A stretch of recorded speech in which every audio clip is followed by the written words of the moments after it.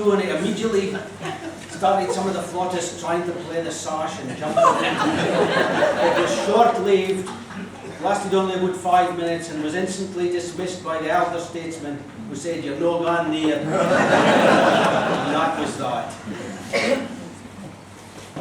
In them days, there was practices in the band hall. When we would march up and down and counter-march up and down the hall. This was not seen as satisfactory. So the next year, it was agreed to have a practice on the Copshire Road at the White Gate, so we could march properly.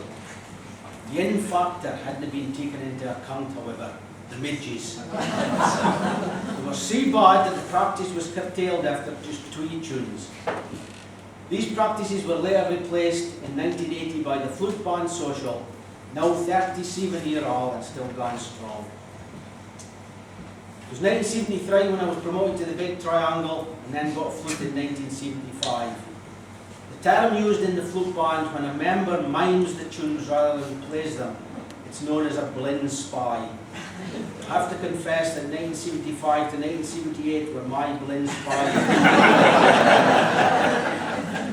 I could play some of the easier tunes like Rowan Try and Mayday and 100 Pipers, but within a mile and the girl I left behind me were mimed to perfection. I love being in the flute band. The fun and the banter is great, especially on Hillhead on the common riding morning when the rum and milk flies. Some members got to the Hunt Trail while others have enjoyed the hospitality of John and Aileen to the full until they moved out last year. There's a new mine host at Hillhead this year, Cheesy. However, I'm sure the hospitality will just be as good. Talking of hospitality, I will never forget the Fittonmouth year of 2000. We've just done under an hour and a half at Hillhead, and in 2000 the Hunt Trail, of course, was cancelled. The whole band therefore stayed at Hillhead. Additional bottles of rum had been deposited by flute band members. Many rum and milks were drunk that morning. Some having at least 7 large ins before 7 o'clock. And at 7:10 the band left Hillhead gone back to the tune. The band didn't see much milk doing this float. Some members didn't say much of that common riding that year. Some even phoned on the bar brief before 7:30 on the morning. I arrived home to a morgue already gathering our brows. Stan and the bairns were ready to go through the street. I tried to put on an art, but that was fine and wasn't at all the worst for drink. This only lasted a few minutes, however, because when getting something out the fridge, I leaned on the freezer door and broke it off.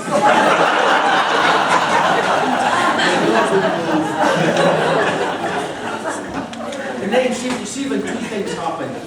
Firstly, at 17 3/4, I could just about pass for 18 and be served in the pubs. So drink started to play its part in common riding. And more importantly than that, 1977 saw us join the Castle Craig's Club. I didn't realise at the time how much I would enjoy being involved in that club. This year is obviously 40 years I've been there. I've spent a lot of time on the committee and was president in 1986, and it's still as enjoyable as when I started. Castle Craig's Day and the dinner at night remain one of the best days out of the common riding period. When the whole tune band squeezes into Croon Function Hall, along with 140 Castle Craigers, it has to be seen to be believed. Runes of drink are bought by the bottle, no by the glass, and the singing and speaking is seated in. However, I was never cornered. There was a time, mate, in my early 20s, when every Friday night with a few pints on board, I was definitely standing, and in the grey light of the Saturday morning, I definitely wasn't. To be honest, the main problem with me was horses. Although I rode 10 Bentleys, 19 Castle Craigs, numerous midweek ride-outs and a few common ridings, I never enjoyed being on a horse. It wasn't the horses I was frightened at, it was the fun of. I fell off many times and very often in very public places. I fell off leaving Cronk in 1979, arriving at the Hen Wall in 1994, arriving at the Bentley in 1999, and in 1918 my horse bolted on the top of the Caulfield past every other road, including the corner, which just happened to be David. blew us off and ran away as far as they possibly could along the hill and 3 miles away. I used to get a horse off Langholm called Henry. Henry was a small ex-flapper, and soon a bit glamorous, but I have to tell you, Henry wasn't. His back was so bad that in order to put a saddle on, he had to pad him up with forward travel rugs. They're all different. Yes, I never made it as a cornet, but when I look at the list of cornets, ex-cornets, I'm amazed at how many ex-cornets I'm related to. Obviously, there's my brother David in 1980, then there's my mother's cousins Ian and David McVie, cornets in 1960 and 1965. There's my 2 great-uncles, Alec McVie in 1929 and Tom Scott, the first cornet after the First World War in 1919. There's my granny's cousin's son Ronnie Hudson in 1966. And of course, there's my nephew Jamie, who was still left-hand man.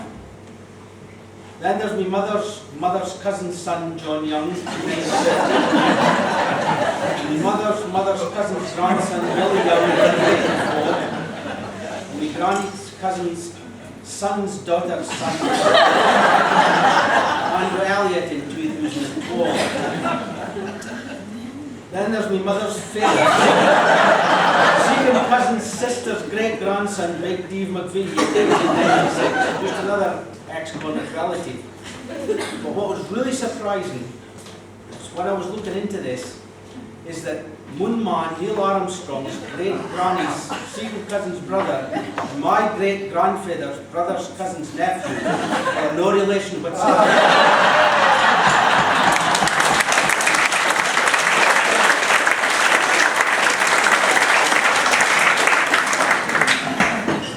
In the 1990s, in 1992, I had the great pleasure of carrying the Spade for the first time under the supervision of the late great Harry Erskine. This was Harry's last year as official Spade bearer, and being allowed to carry the Spade aloft at the front of the procession was a great affair to me.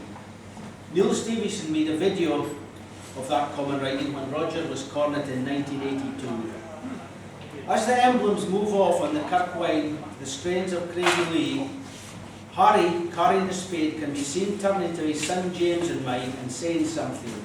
What Harry actually said, and this is true, was, "The had of me breeks are coming down."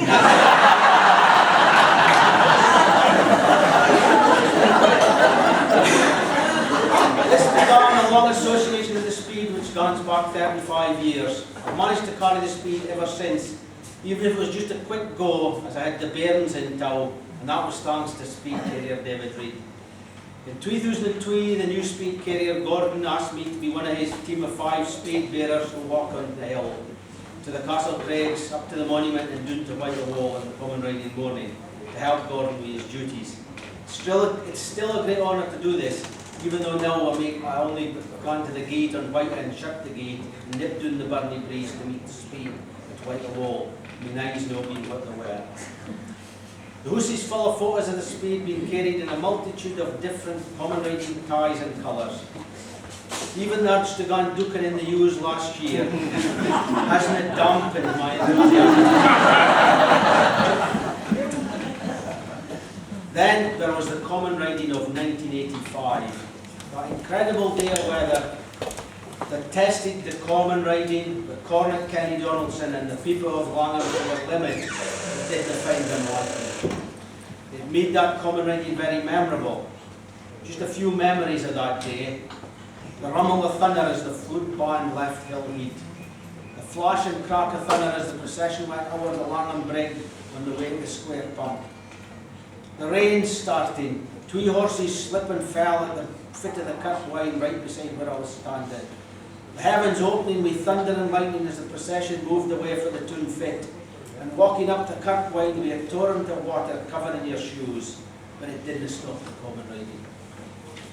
The rapidly rising river Hughes, no ponies allowed to cross the water, but Spade carrier David Reid crossed holding desperately to Graham Cubbin's saddle girth, soaked to the skin and Gainier west away. A lightning strike just in the ground behind the grandstand. It was an incredible day. Many sports jackets were ruined that day, and very few common riding ties from 1985 survived the soaking. My great uncle Tom, who was in his 90s in 1985, says it was the wettest day in Langholm he could ever remember. There have been 357 common ridings in an unbroken line. War, disease and the weather have failed to stop this great event. Today there's a new film being released about Dunkirk, and it reminded me of the story of the two Langholm men who were evacuated from Dunkirk and were coming over on a white boat, and obviously they were a bit downcast, and one of them says, "Ken, what's going to happen now?" The other one says, "I know, I didn't." He says, "Well, Hitler's got to come across the channel, he's going to march up to London, he's going to take over London and the government, and then he's going to march up to York and he's going to take over York, and then he'll march up to Carroll and they'll take all the cities between York and Carroll, and when he's in Carroll he's going to come across the border and he's going to take over Langholm and he'll stop the common riding."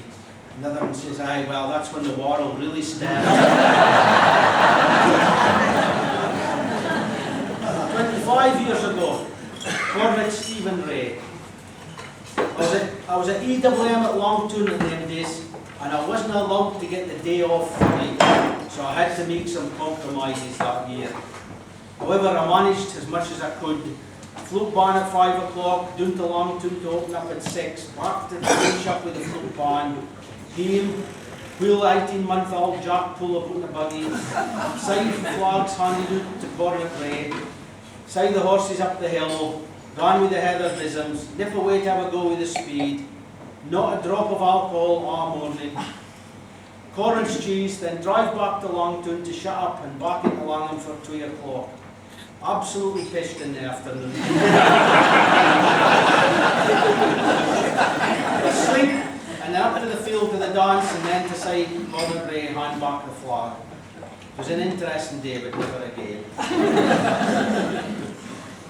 Although everybody here tonight really appreciates and understands the common riding, and is looking forward to next Friday immensely, not everybody that arrives in Langholm on the common riding day appreciates what a great and important event the common riding is. Let me give you an example, and this is again absolutely true.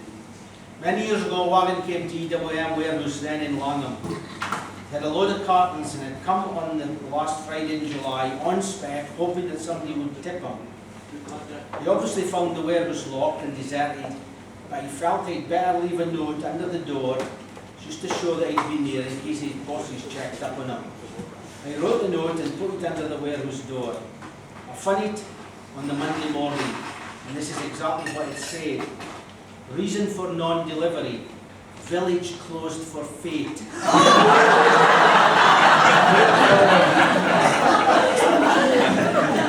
Fair ignorant bastard.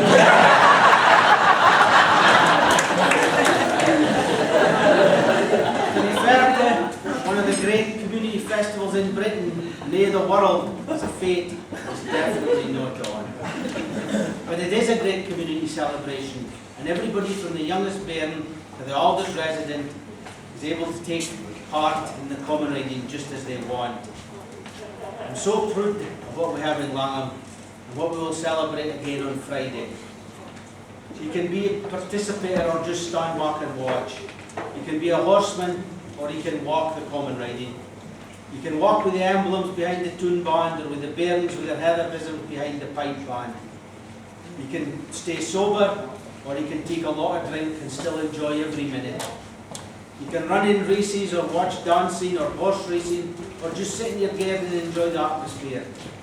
We have something special in Langholm, and in an ever-changing world, and with youngsters these days portrayed as not interested in much, it is gratifying to see how involved the youngsters of Langholm and the Toon are in the common riding and how they help keep the traditions going year after year. So there you have it, a journey through 57 common ridings. All the way from Cornet Andy Morgan, when men younger than I am wore a five-piece suit every day, flat caps and gabardine raincoats, a black and white TV if you had in and 2 channels, and tin baths were very much still in use, wearing Urgus anyway. Yes, all the way from then to today, mobile phones, social media, flat screen tellies, Xboxes and iPads.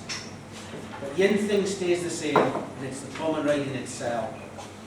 The Langholmite of 1960 would feel quite at home, I'm sure, with the common riding in 2017, compared that is for the price of the drink. When I was a bairn, we always stood as a family waiting on the flag being handed out outside the co-op, the SWCS store run by Jimmy Kettle. My mother and father stood there every year until they were there at all. It's not only about maintaining traditions, but it's the little things that make it common riding. And many people here can relate to being at the same place, at the same time on common riding day. It just feels natural. Here's the common riding of 2017. I, along with all you, will wish Cornets, Stuart, Les, Gillian and Shona and all the family a great day on Friday, and may the sun shine from dawn to dusk. We stand on the threshold of another marvellous chapter in the history of the Muckletown. So much has already happened on the run-up to Friday. Rideouts have been rode, ties have been bout, the flute band's had its social, drinks have been drunk, the morning the Cornet will go up to Kirkwine and right to the Castle Craigs.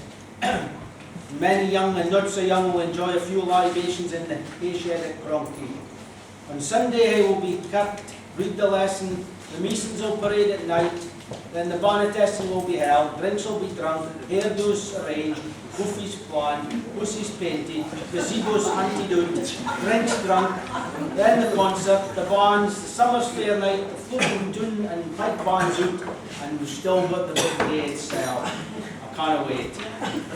To everybody here, especially the Cornet and his family, have a grand common riding and enjoy yourself thoroughly. And will you please be upstanding and take the close to the common riding.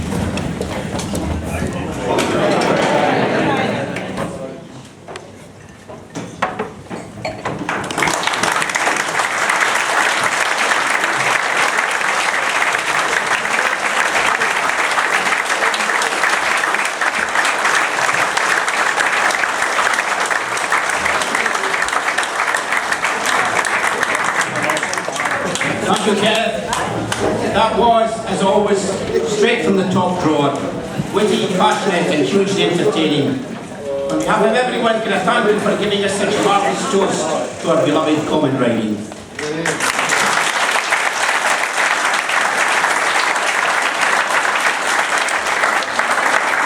And we made very clear before we started that this was a night of I-beans. That we would be sticking rigidly to protocols that have been laid down for thousands of years, and that there would be absolutely no deviation from this. Well, it's the chairman's prerogative to change his mind, so I will. And introduce a new item into the Cornets night. Steady now. That I first heard in the top tent at Hoyt this year. To make his debut as an entertainer tonight, can I call upon Stuart Fletcher to recite the poem he wrote a number of years ago, which sums up so well his feelings about Langholm's great day. Stuart.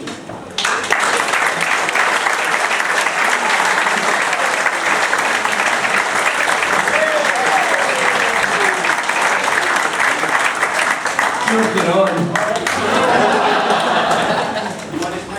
No. What did you say about this? I couldn't repeat. It's just a poem I wrote a few years ago, and I can't wait to really watch it to see it. It's going to be long now to the sound of the flute band when Langholm's great day opens and dawns. It blossoms like buds bursting out in the spring. The townsfolk are proud of this unexplainable thing. The flute's marching ranks at the start of the day. The big drum boom booms and then they're away. It matters not whether it is sunshine or grey up onto the hill behind us. All friends and you gather beside Cornet and bands, set off along the high street with emblems they brand. They head for the new tune and round the pump gone before crying the first fare into the wine we grind. What did he do? Cornet Murray and his flag will gallop up the Kirkwine. Simon and Jamie will follow in behind. The bairns with their ponies, they'll be last to get a cheer. It's a sight to behold for the thousands gathered here. Sorry, monument went round, a drink at White Wall and then back to the tune. The pipe man awaits them, and then they're away, with buzzings and bearings shouting tip tip hooray. The cry the seeking fair and Grove Road came down. At the Kilgreen the sod pit where the horse began round. The Cornet had his chase, there was a couple of spills, went for the spectator and hearts in their excitement. On the field you can wrestle, dance or run, or just watch the bairns having some fun. In the tent all friends have a swallow or tway, it's all just there, along with At night through the field with the bands we danced tune, dancing the polka right down the tune.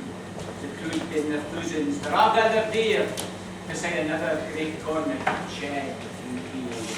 And I suppose you might think there is still a while to gone, but if you close your eyes, you can hear it going by.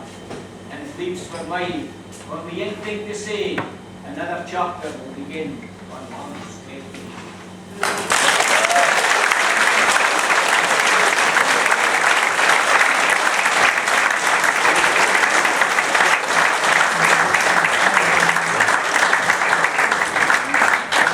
Thank you, Stuart. I'm sure that'll not be the last time we heard that. That was wonderful. Well done.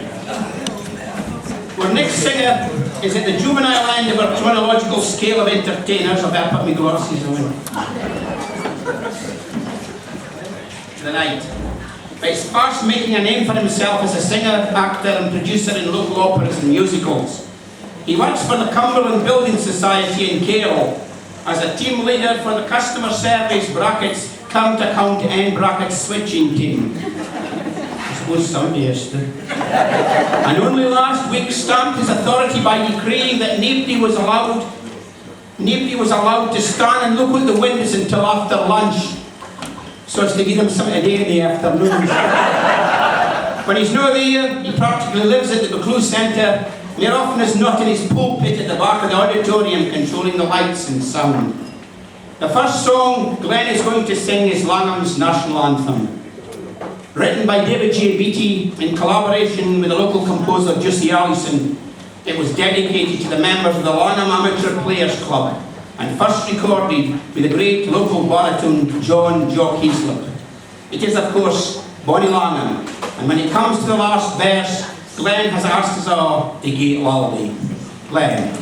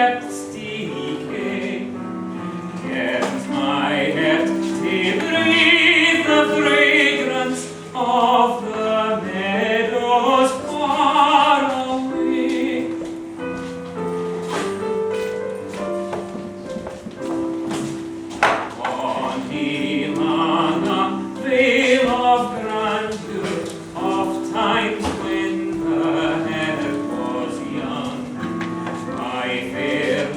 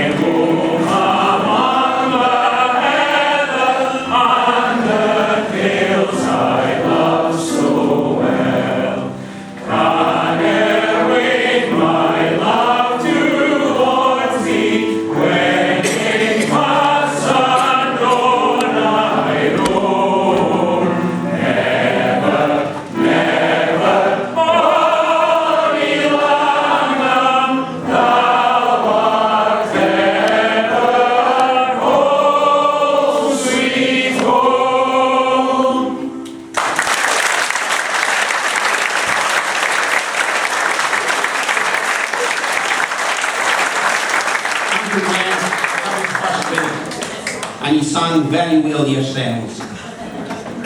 I'm delighted to welcome back another Will Kent face to this event, the chairman of the Common Riding Committee, ex-Cornet Roger Maxwell. Just slip on me testicles here.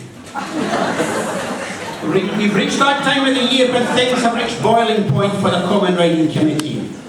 It's a bit of a juggling act to keep so many balls in the air all at the same time, because there's so many different issues to sort out before the big day. The state of the castle home, that bloody war at the Kirkwine, the fit running, the Highland dancing, the ceremonial, the Cumberland wrestling, the platform, that bloody war at the Kirkwine, the guests, the catering, the stance applications, the gates, the dance, the emblems, the beer tent, and that bloody war at the Kirkwine, to name but three. But come the day, every box will have been ticked, and every possible eventuality will have been covered. And the credit for this must surely go to that great bunch of sober, well sometimes, and true men that make up the Common Riding Committee. Leading them is a true champion of the Common Riding and a great friend of mine, and I'm delighted to ask him to reply to Kenneth's excellent toast now. Ladies and gentlemen, ex-Cornet Roger Maxwell.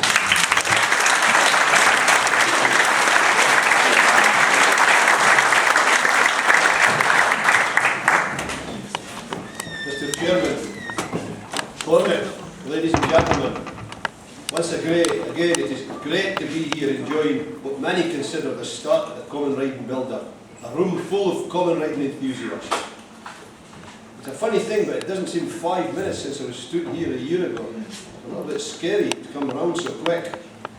As I'm sure the semi-Jubilee and Jubilee Cornets would agree, the passage of time accelerates as the years pass. Enjoy every minute, Cornet, as it doesn't last long. As the members organise the Common Riding, it's easy to get tied up with background details, which unfortunately we have to deal with. But let me assure everybody that we organise the Common Riding with the wishes of the people of Langholm very much to the front of our minds, people like yourselves. Maintaining the great traditions we have is number one on our list of priorities. Each year, something unexpected happens. Something from left field, a punch below the belt. This year, as Billy says, it was the Kirkwine War. When I heard the work was about to commence 5 weeks before the Castle Craig's ride, I could hardly sleep. The people involved didn't even know about tomorrow's riding, nor the practice mornings. We talk about lack of communication. However, sense has prevailed, and the Kirkwine is clear and ready for tomorrow and next week. The sleepless nights were worth it. I've been up White Hill a lot more often in the last few months with a dog in my hand. I've been to places on the hill for the first time, and some of the views of Langholm, especially at this time of year, with everything in full bloom, have to be seen to be believed. There can surely be nowhere nicer. White Hill was there long before we came along, and it will be there long after we have left. We could argue long and hard about the grazing rights, the ownership of the ground, but we are the ones who look onto that hill 12 months of the year. The ones who walk there every day, and the ones who send their cornet onto their slopes to decide if our merches they be clear. It's our hill, ladies and gentlemen, and it always will be. Kenneth, I love your sense of humour. Some great memories of countless Common Riding. You're a great Common Riding boy. I have very fond memories of you following the right and left, who brought the result the year I was Cornet, having counted my vote. You were just as thrilled as I was. That was a fabulous walk through the last 57 Common Ridings. Cornet, but I wish you the very best of luck for the coming week, and especially Friday. You've been a credit to the town so far, and everyone is totally behind you. Kenneth, thank you very much for your excellent toast. And thank you, ladies and gentlemen, for the way you received it. Thank you.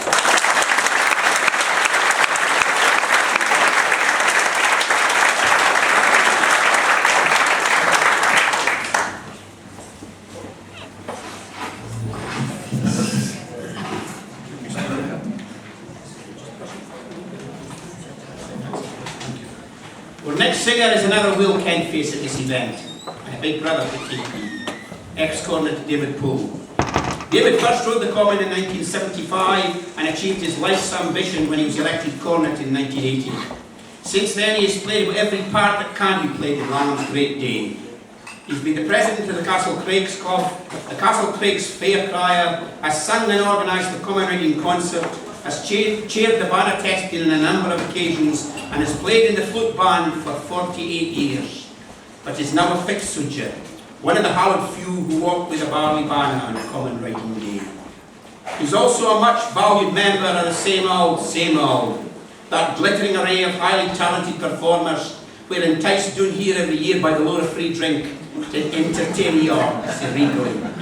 The first song David is going to sing is one that he has made very much his own.